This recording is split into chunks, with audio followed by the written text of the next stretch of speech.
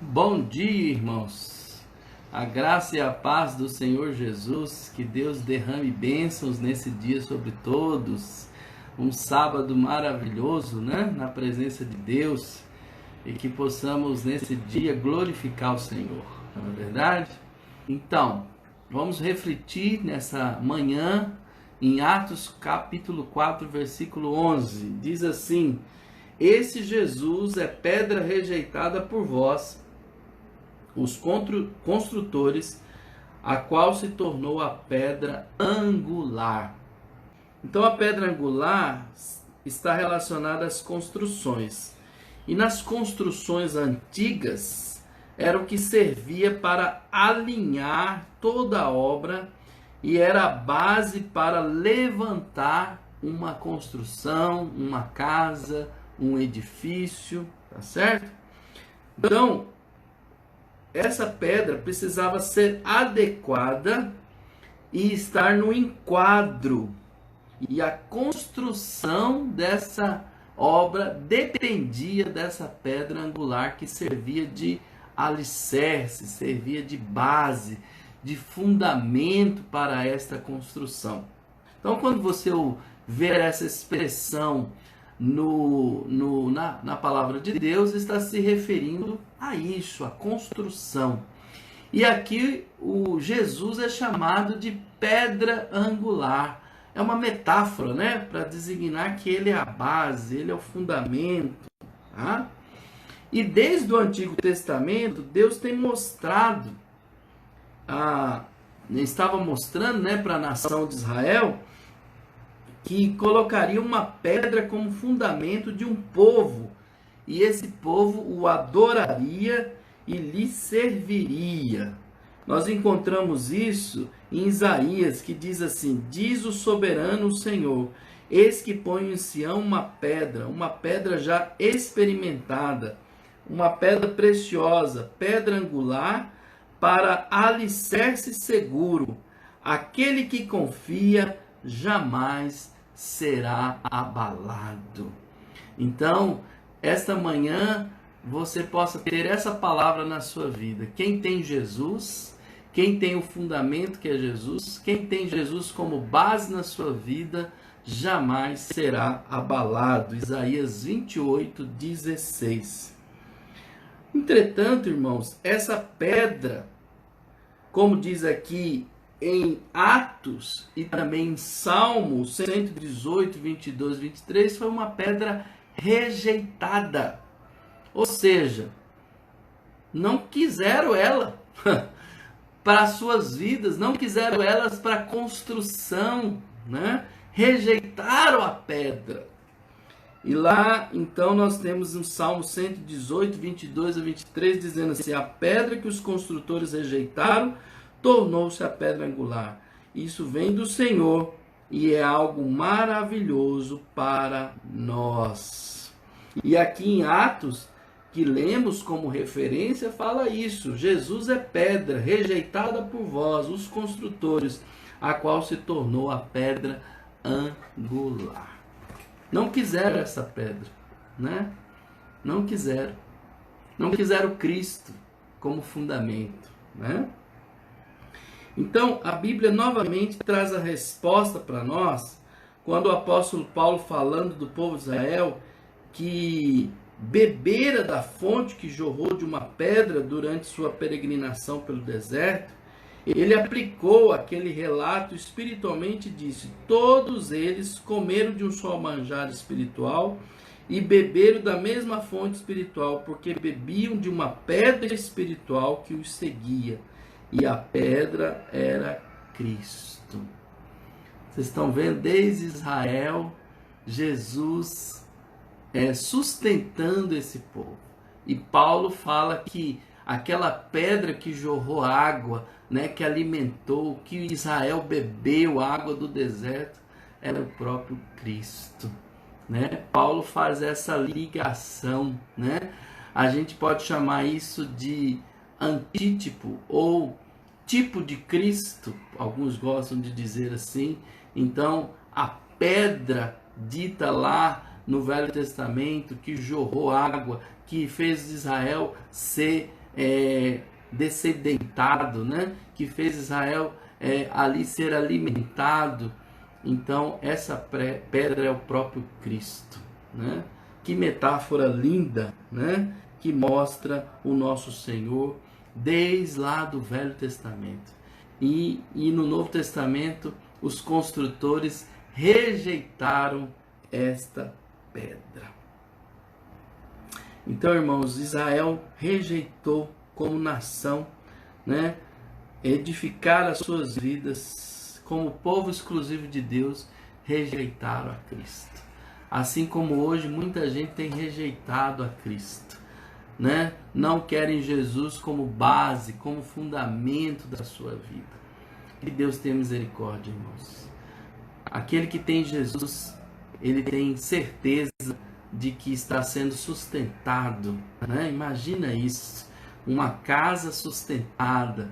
Aí Jesus vai contar lá no Sermão da Montanha todos aqueles preceitos maravilhosos e ele vai encerrar o Sermão da Montanha dizendo: aquele que ouve e pratica as minhas palavras é como uma casa construída sobre a rocha, sobre a pedra, sobre Jesus. Pode vir um vento, pode vir a tempestade, pode vir a água da chuva, pode vir todo tipo de forças para tentar derrubar aquela casa, mas aquela casa está firme, porque foi construída sobre a rocha.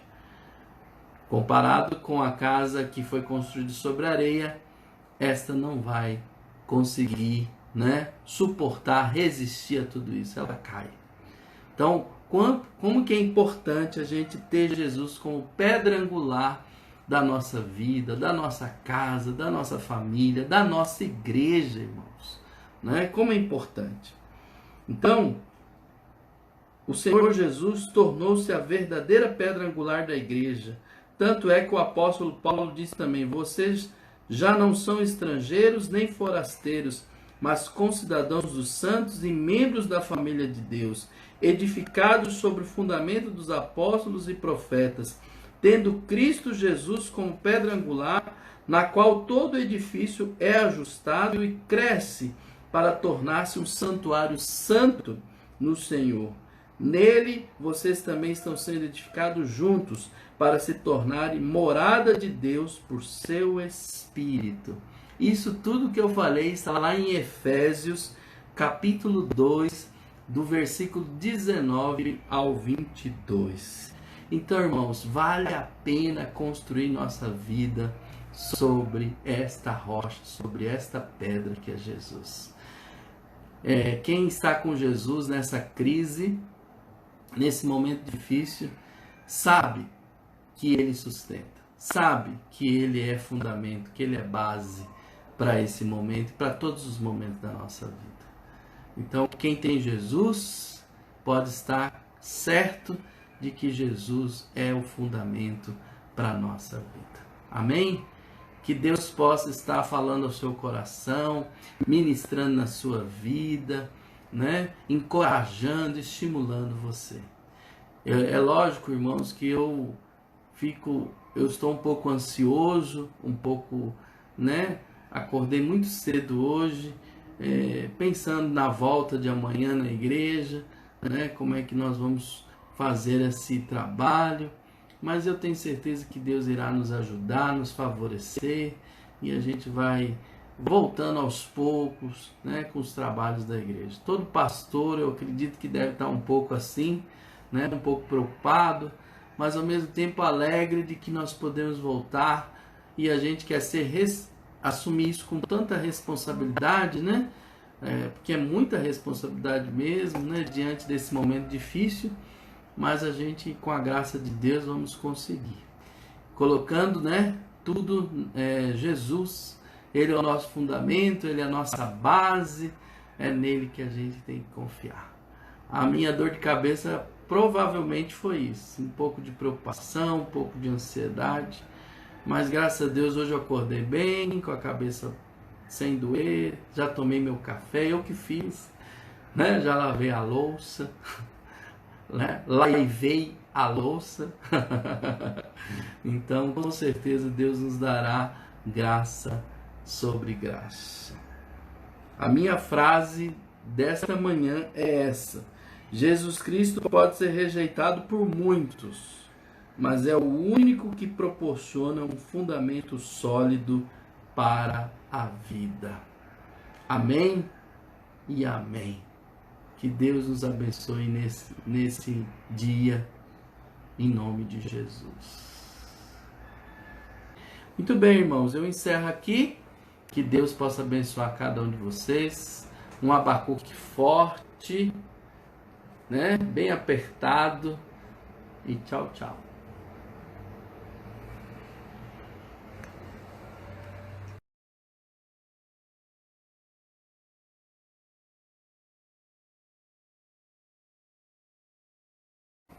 Boa tarde, irmãos. Que preciosidade, né? A gente poder ter esse tempo aqui com o Senhor, né? Que bênção ter você comigo aqui para a gente orar junto e manifestar a graça do Senhor nessa tarde sobre todos nós. É uma alegria para mim poder contribuir, né, como pastor nesse tempo, e quero abençoar em nome de Jesus a vida de cada um de vocês e fazer isso com a alegria de servir ao Senhor com todo o meu coração. Amém? Eu quero compartilhar esse texto que já está aí fixo, Jeremias 36, 21 a 32. É interessante essa parte aqui de Jeremias, irmãos, muito interessante, né? Como que a gente tem que ter temor a Deus quando Deus fala, quando Deus quer ministrar na nossa vida, a gente precisa ter um cuidado, um temor muito grande de Deus, tá? Então aqui em Jeremias conta assim: então enviou o rei a Jeudi para que trouxesse o rolo. Jeudi tomou da câmara de Elisama, o escrivão, e o leu diante do rei e de todos os príncipes que estavam com ele. O rei estava sentado na casa de inverno, pelo 9º mês, e diante dele estava um braseiro aceso. Tendo Jeudi lido 3 ou 4 folhas do livro, cortou o rei com um canivete de escrivão e o lançou no fogo que havia no braseiro, e assim todo o rolo se consumiu no fogo que estava no braseiro. Não se atemorizaram, não rasgaram as vestes, nem o rei, nem nenhum dos seus servos que ouviram todas aquelas palavras, posto que Eunatã, Delaías e Gemarias tinham insistido com o rei que não queimasse o rolo. Ele não lhes deu ouvidos.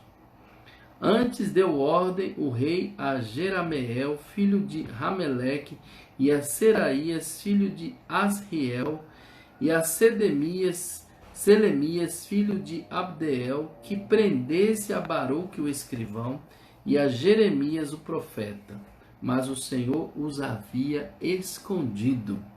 Então veio a Jeremias palavra do Senhor, depois que o rei queimara o rolo com as palavras que Baruque escrevera, ditadas por Jeremias, dizendo: toma outro rolo e escreve nele todas as palavras que estavam no original, que Jeoaquim, rei de Judá, queimou.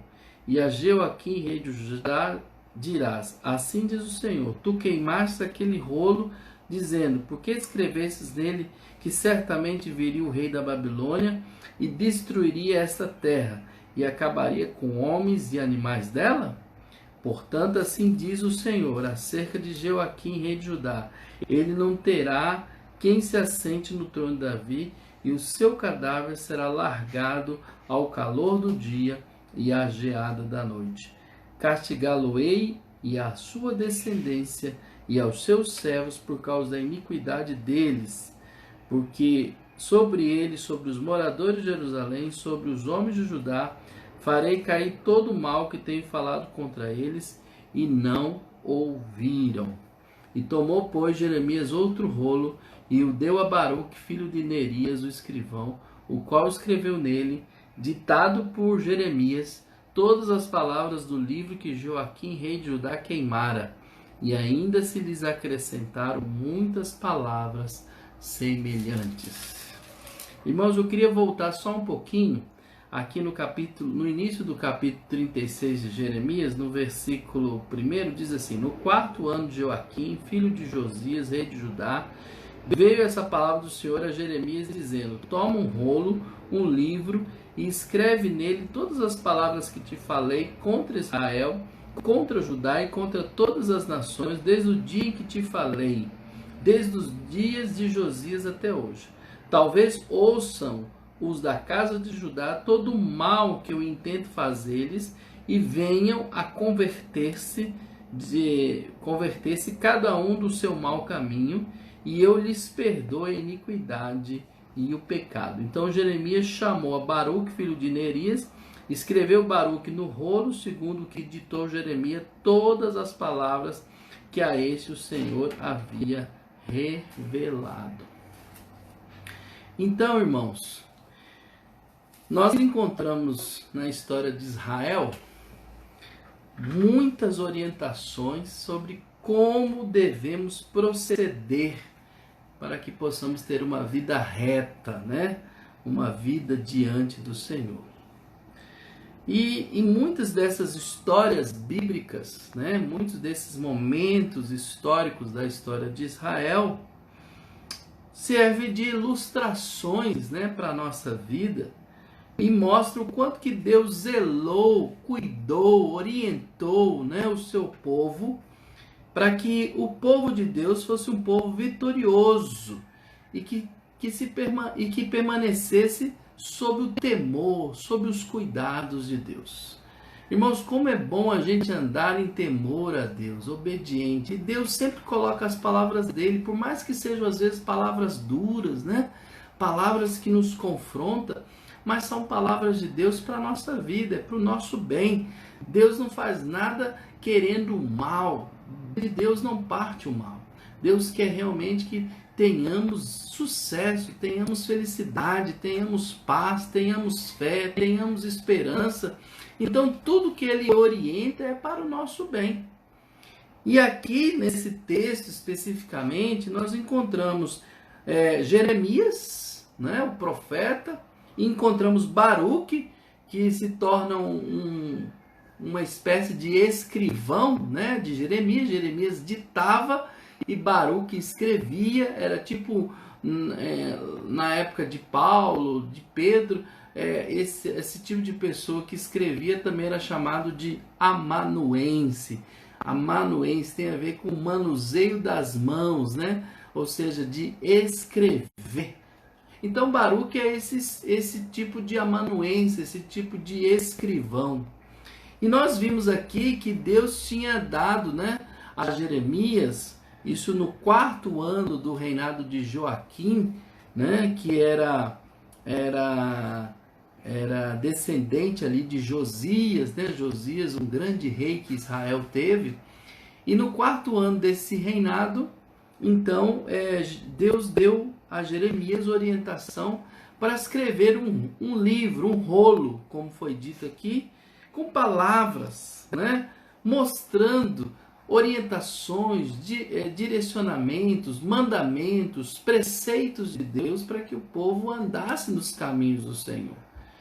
E aqui a intenção de Deus, né? Na verdade, intenção não, o propósito de Deus de fazer esse livro ali, orientando Jeremias e Baruque escrevendo, conforme Jeremias ia ditando, era para que, como diz aqui no verso 3, talvez venham a converter-se cada um do seu mau caminho, e eu lhes perdoe a iniquidade e o pecado.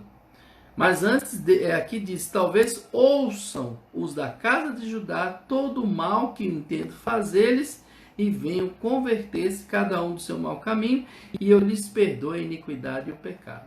Então, Deus estava com esse rolo querendo mostrar o futuro de Israel. Se Israel continuasse caminhando longe da presença de Deus, se Israel continuasse desobedecendo, sem temor, né? Sem aquele prazer, sem aquela alegria de andar nos caminhos do Senhor, Deus estava dizendo, e principalmente aqui, ele estava falando da Babilônia que viria.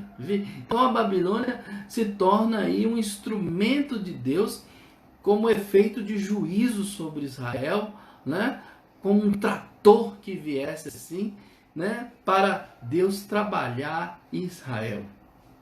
Então, às vezes, aquilo que a gente acha que é uma tragédia, o que vai ser o caos, o que vai ser a exterminação, não, às vezes vai ser, às vezes isso faz parte do propósito de Deus, do plano de Deus, para trazer conversão, para trazer transformação.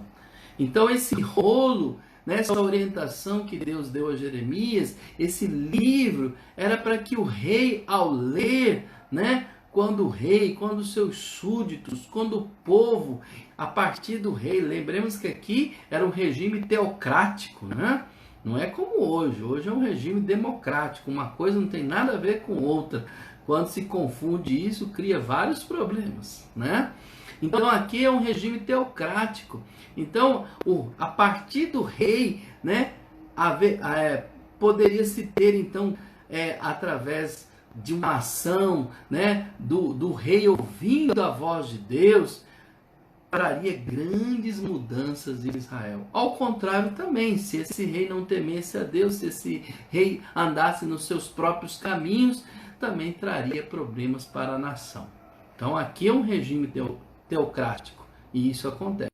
E esse rolo, então, esse livro foi escrito para que promovesse no coração do rei, para que promovesse a partir do rei e dos seus súditos uma mudança em Israel, um quebrantamento, para que eles, ouvindo, né, o juízo de Deus, a Babilônia como ameaça que viria, talvez o povo se arrependesse, se convertesse, se quebrantasse e se colocasse diante de Deus.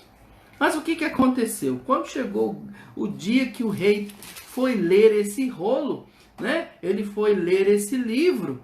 Aí foi o texto que nós lemos, Jeremias 36, 21 a 32, que é o texto que nós fixamos aí agora e que lemos. Nós vemos que o rei, ao pedir para o seu escrivão ler o rolo, ler o conteúdo do livro, ele lá num impulso, né?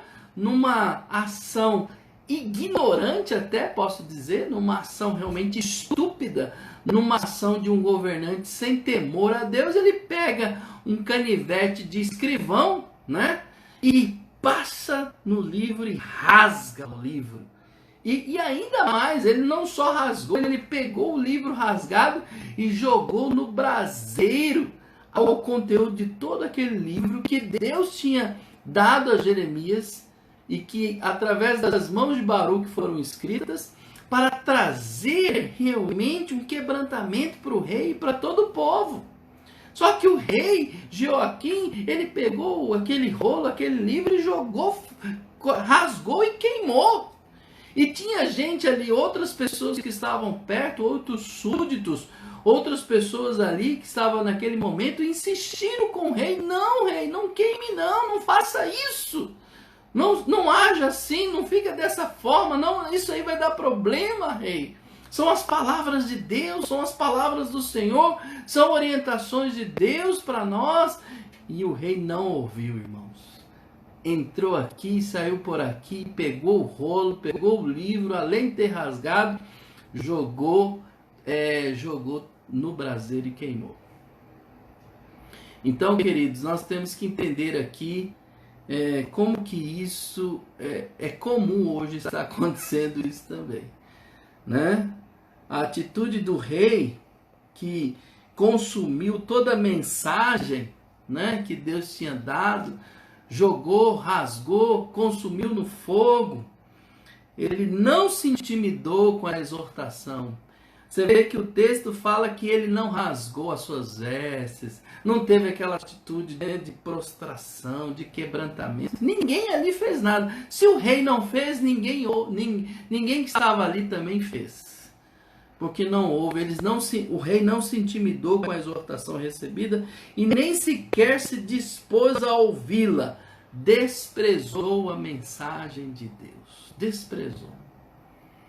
Então, queridos, nós temos que pensar aqui que tal atitude do rei de Judá estava sendo uma prática bem comum, né, na atualidade hoje. Muitas pessoas estão esquecendo dessa prática de realmente se quebrantar e ouvir a voz do Senhor. Deus fala por meio da sua palavra e chama a nossa atenção, né, com a ocorrência de muitas coisas que está escrito na palavra que vão acontecer ainda, mas as pessoas não estão querendo ouvir. Mesmo diante de uma pandemia como essa, as pessoas, vejo elas não se quebrantando, né? Não se quebrantando, com o coração duro para Deus. Que Deus tenha misericórdia, irmãos. Que Deus tenha misericórdia, porque nós não podemos ficar assim, desse jeito, né? Eu queria dizer o seguinte, que mesmo que os ouvidos fiquem fechados, né?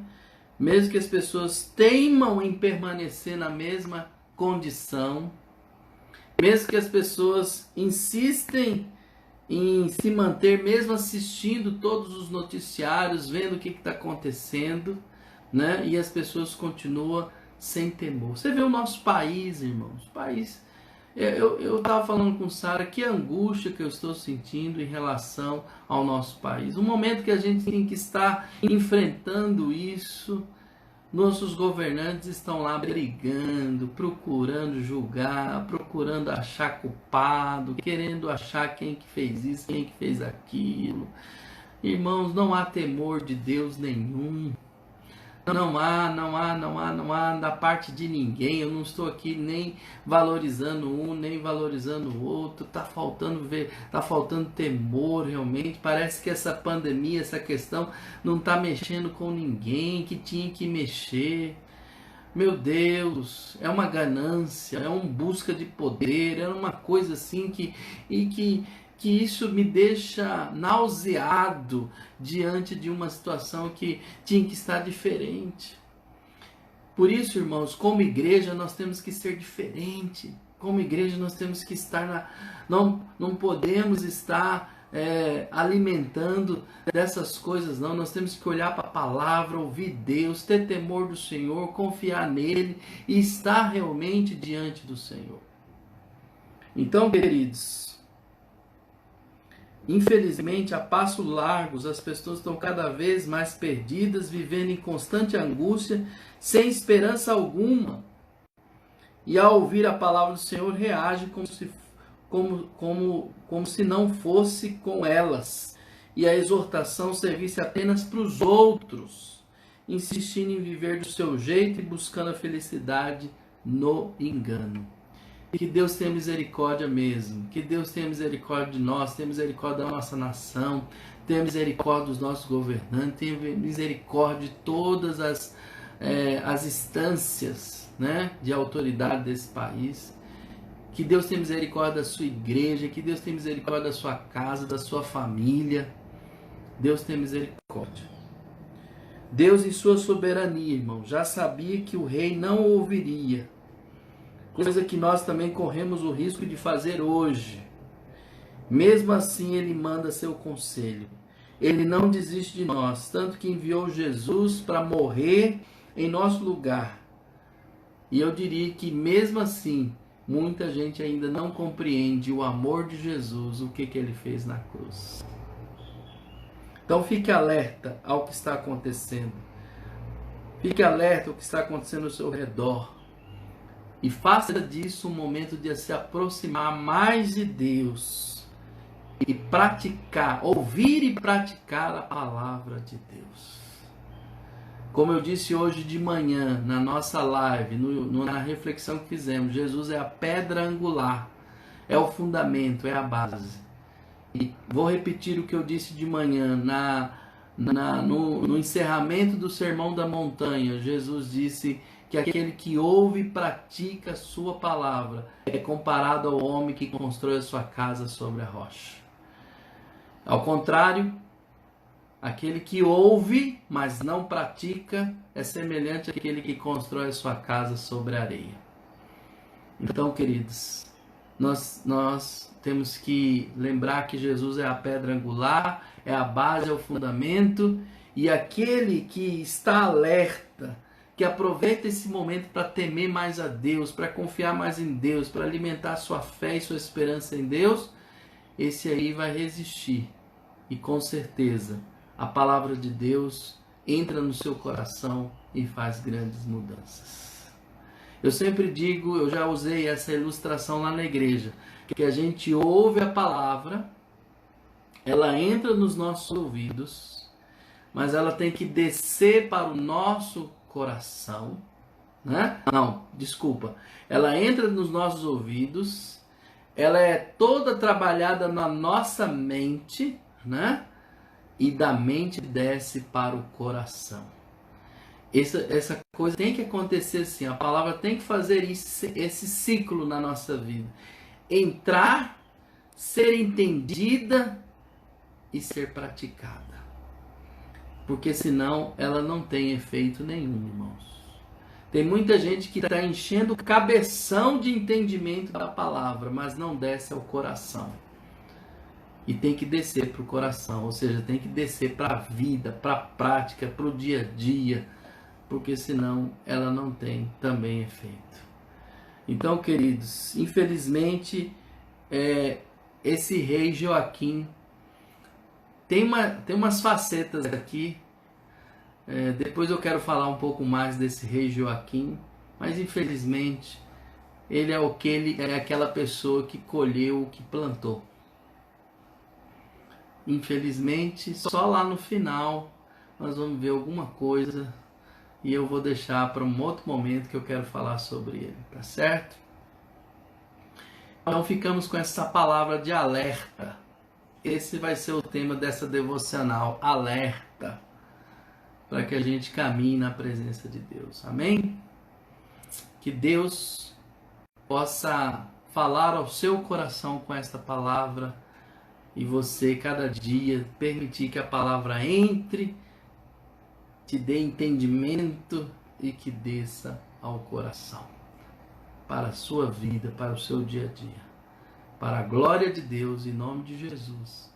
Amém e amém. Fique com Deus, irmãos. Um Abacuque bem forte, bem apertado. Tchau, tchau.